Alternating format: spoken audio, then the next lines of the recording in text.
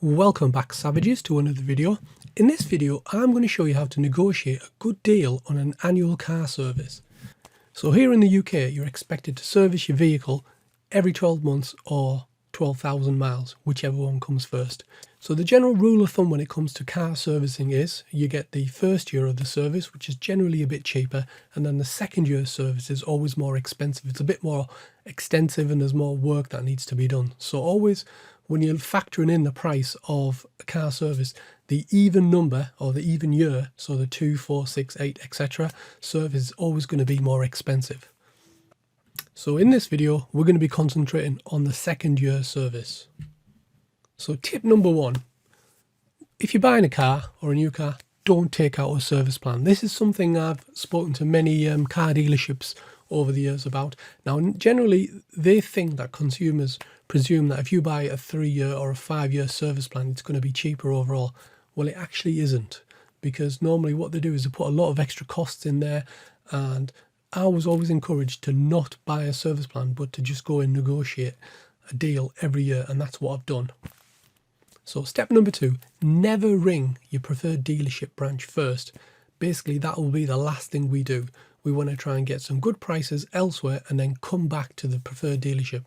And the preferred dealership might be because it's just local to you. It's a lot easier to drop the car off, easier to travel to, save some mileage trying to get to the dealership and coming back. So there could be just a couple of reasons, but generally it's because it's just local to you.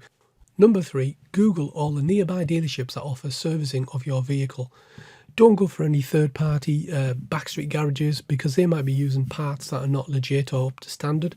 What you need to be doing is ringing any dealerships that are offering the similar kind of service to what you want, using genuine authorised manufacturer parts. So this is a real example of what I went through recently. So what I did is I rang the nearby dealerships and negotiated with them.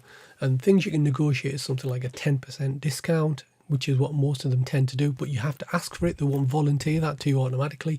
And things like car washes or a complimentary wash and vac, these are all different negotiation tactics you can use. So taking this example, this was a year 2 service that I was negotiating. I rang dealer A, they quoted me 298. And then after a 10% discount, they came down to 268.